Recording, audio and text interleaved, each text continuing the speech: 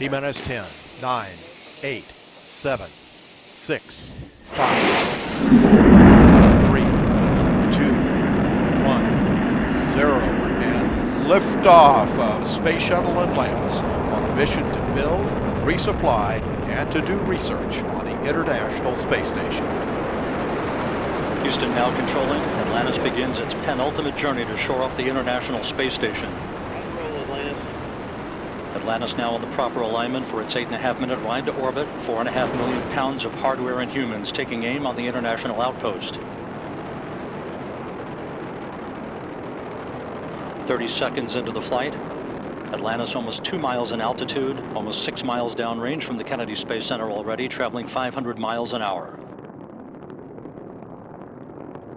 The 3 liquid fuel main engines now throttling back to 72% of rated performance, going into the bucket, reducing the stress on the shuttle as it breaks through the sound barrier.